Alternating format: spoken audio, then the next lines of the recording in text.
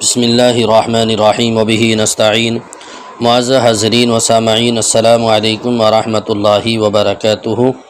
امید کرتا ہوں آپ تمام حضرات خیر و عافیت سے ہوں گے۔ اللہ آپ لوگوں کو اسی طرح خوش رکھے۔ آج کی میری اس آڈیو کو مساجد اور مدارس کی ذمہ دار توجہ سے سنیں۔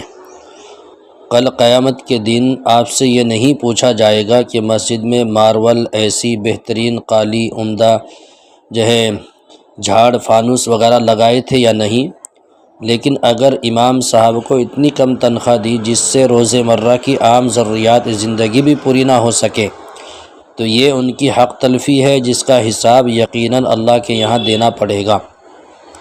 مسجد اور مدرسے کی آمدنی کے سب سے زیادہ مستحق امام، مؤذن اور اساتذہ ہیں۔ یہ جتنے اچھے اور خوشحال رہیں گے، مسجد اور مدرسوں کا نظام اتنا ہی اچھا چلے گا۔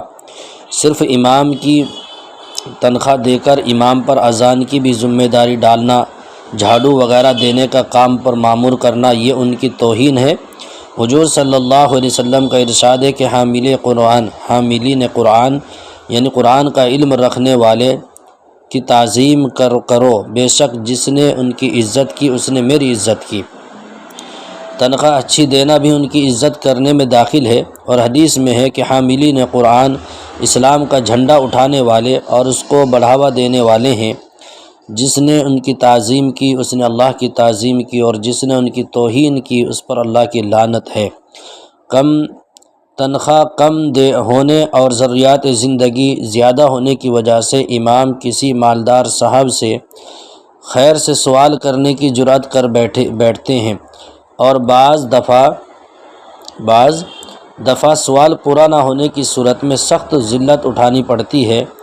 ایسے حالات میں تنخواہ نہ بڑھا کر انہیں پریشانی میں ڈالنا بھی ایک طرح کی توہین ہے۔ لہٰذا امام کی تنخواہ ان کے گھر کے خرچے کے مطابق مہنگائی کو دیکھتے ہوئے ساتھ ساتھ بڑھاتے رہنا چاہیے۔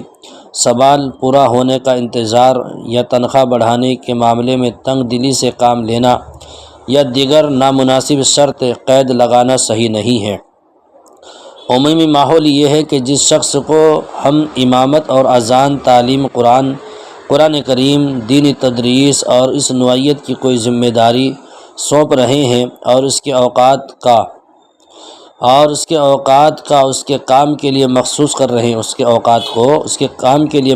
رہے ہیں، اس کا وظیفہ مقرر کرتے وقت ہم اس بات کا بھی ہمیں کوئی لحاظ نہیں رکھتے کہ اس سے اس کی اور اس کی کنبے کی روز مرہ کی ضروریات اس علاقے کے عرف کے مطابق باوقار طریقے سے پوری ہو سکتی ہے یا نہیں۔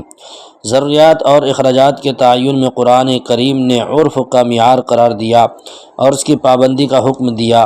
اس لیے مؤذن، امام، خطیب، مدرس، قاری اور دینی خدمت کے لیے مختلف شعبوں کے رجال کار وظیفہ اور سہولتیں مقرر کرتے وقت یہ بات بہرحال ملحوظ رکھنا چاہیے کہ آج مہنگائی کے دور میں ہم ان کو کیا دے رہے ہیں۔